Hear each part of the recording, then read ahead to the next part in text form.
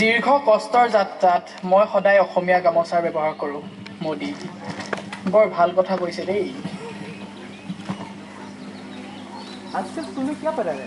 हाँ यार कुछ भी पढ़ाता है, इतना बोरिंग कौन पढ़ाता है? हाँ यार कितना बोरिंग है, वो लगने लगा है। हाँ सच में। तो ये देख यहाँ पे क्या लगा दिया? पता नहीं, कल तक तो नहीं था। मुझे पढ़ना आता है? मुझे तो बिल्कुल भी पढ़ना नहीं आता। मुझे थोड़ा आता है, रुक मैं ट्राई करती हूँ। यार, जाबोर, रथोर, नेपेलाबो, तो अरे ये क्या है रे? अरे छोड़ ना, ये सब पढ़ के क्या फायदा है? सच में। और मेरे घर में ना मेरे नानी के अलावा किसी को पता ही नहीं है कैसे आसमीज पढ़ते हैं। ठीक ही तो है, पता है मैंने आसामीज लिया था elective subject. Oh my God, इतना बोरिंग सब्जेक्ट है, कौन पढ़ता है आजकल? कितना बोरिंग है। हाँ। अच्छा तो रुक यहाँ पे, मैं चलता हूँ। अरे मेरे पापा आने ही वाले हैं, तू रुक, साथ चलते हैं। ओके, तो फिर चॉकलेट खाएगी? हाँ चल चल। अच्छा আৰে হিন্দীতে কথা পাতিছে দেখোন, কিন্তু দেখিবলৈ একদম অসমীয়াৰ নিচিনা। আজিকালি ল'ৰা ছোৱালীৰ চেহেৰা চিনিবই নোৱাৰি পায়।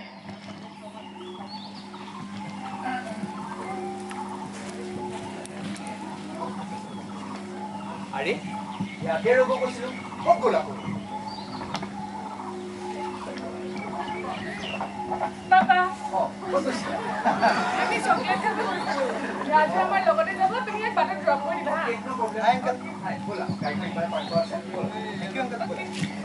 হেৰি শুনকচোন শুনক, হয় কওকচোন। এই ছোৱালীজনী আপোনাৰে ন? হয় এই আপোনালোক বাৰু কি মানুহ? মানে মানে এই অসমীয়া, বেংগলী, বিহাৰী আপোনালোক কি মানুহ বাৰু? অসমীয়া মানুহ আকৌ, আপুনি কিয় সুধিছে? এই নহয়, এই আপোনাৰ ছোৱালীজনীয়ে অকণমান আগতে এই হিন্দীত কথা পাতি আছিলে বুজিছে, এই সেইকাৰণে সুধিলোঁ। অ' সেইটো আজিকালি সিহঁতি হিন্দী আৰু ইংৰাজীৰে কথা পাতে, আৰু সেইটো সিহঁতৰ কথা কি ভাষাত কথা পাতে? আপোনাৰনো কি হৈছে তাত? নাই, মোৰ একো হোৱা নাই। এই আমাৰ ল'ৰা ছোৱালী বুলি যদি এই অসমীয়াত কথা নাপাতে, এই তেন্তে পাতিব নুশুনে কওকচোন আপুনিয়ে। এই বৰ কামোৰ মানুহ দেই আপুনি। এইবোৰ কথানো লাগে নেকি বাৰু কওকচোন?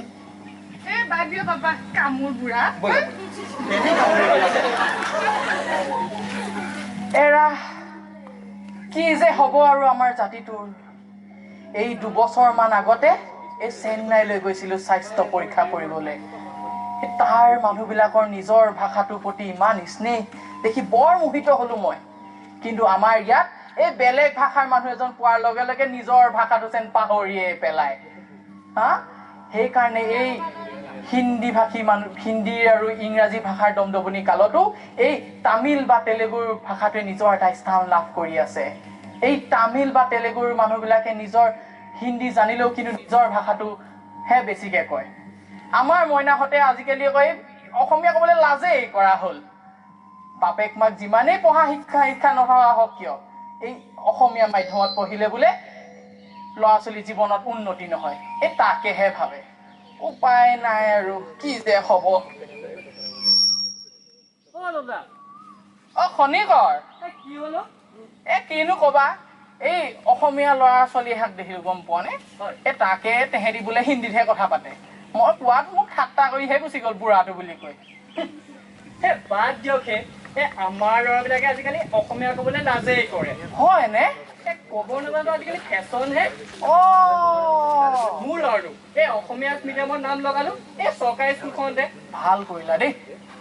আজিকালি প্ৰায়বোৰ অভিভাৱক মোৰ দৰে এই সৰু সুৰা দুখীয়া বা চাকৰি কৰা মানুহ। আজি এটা কথা ঠিক বুজিলো বুজিছে, কি বুজিলে বাৰু? এই আমাৰ কথাটো দিয়াৰ এটা দায়িত্ব এই আমাৰ দৰে দুখীয়া ল'ৰা ছোৱালীৰ হাততে। হয় হয় দেই, আমাৰ দৰে এই দুখীয়া ল'ৰা ছোৱালীবোৰৰ হাততে। ধন্যবাদ। এই সৰু নাটখনৰ জৰিয়তে আমি নতুন প্ৰজন্মক নিজৰ ভাষাৰ প্ৰতি সজাগ কৰিবলৈ এক ক্ষুদ্ৰ প্ৰচেষ্টা।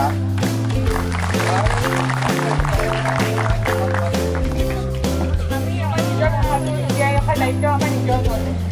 ধন্যবাদ। ভাষাৰ সংকটৰ বাবে